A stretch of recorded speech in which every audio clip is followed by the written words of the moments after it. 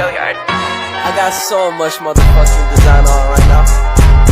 Break it down, bring it back, make it clap. I got 3 old thoughts, new block, wear that thing. Bitches on my line, and you know.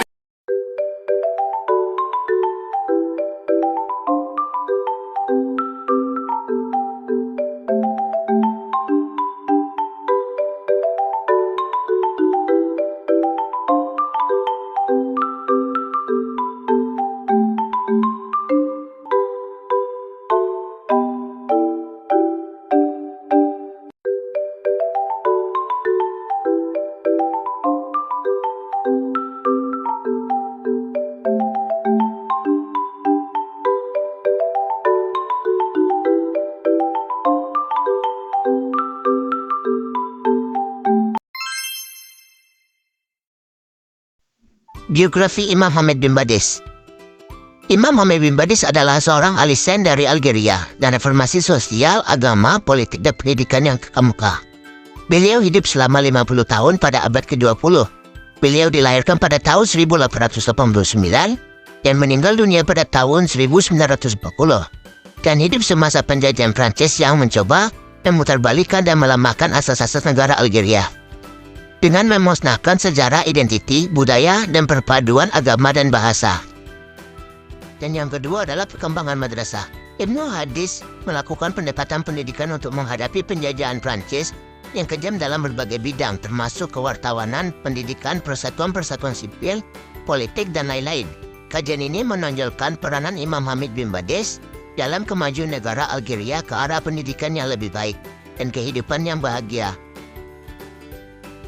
Kajian ini bermula dengan kanvas ringkas mengenai masa yang sukar di mana Imam Hamid bin Badis hidup dan kesan-kesan negatif penjajahan Prancis yang kejam dari sudut politik, ekonomi, sosial, dan budaya, serta agama. Di samping itu juga, penyerahan kehidupan Imam bin Badis, pendidikan beliau, dan pengembaraan tempat dan antarbangsa beliau. Fokus kajian ini adalah pemeriksaan yang mendalam mengenai usaha sosial dan pendidikan Imam bin Badis. Ia memakan masa lebih daripada rutin hariannya, kewartawanan dan pendidikan. Proyek Abdul Al-Hamid bin Badis pada tahun 1889 sampai 1940 untuk reformasi Islam seperti yang dilakukan di Aljazair, mengajukan banyak pertanyaan yang menakutkan. Abdul Al-Hamid bin Badis juga peduli dengan pendidikan anak-anak dan peran wanita dalam masyarakat Muslim Aljazair. Sikap pria Muslim dan Eropa terhadap wanita dari budaya yang berlawanan bisa membantu untuk menyeimbangkan perbedaan antara peradaban Muslim dan Barat dan dapat dilihat sebagai yang utama sumber kesalahpahaman lintas budaya seperti yang telah diamati Hegel. Memang topik tentang wanita mungkin menyebabkan lebih banyak kepahitan dalam hubungan Muslim Eropa daripada yang lain kecuali Islam itu sendiri. Itu tetap menjadi tulang perselisihan dan penghinaan timbal balik selama periode kolonial dan itu belum mereda sejak itu. Faktanya bahwa jilbab atau syal atau hijab, misalnya, diperdebatkan secara nasional di sekolah-sekolah Prancis maupun surat kabar besar. Dalam edisi perdana Al-Muntakid pada tahun Juli 1925, Abdul Al-Hamid Ibnu Badis menjadi orang Aljazair pertama pemimpin Muslim di antara dua perang dunia untuk mengungkapkan keyakinan tentang keberadaan orang Aljazair bangsa.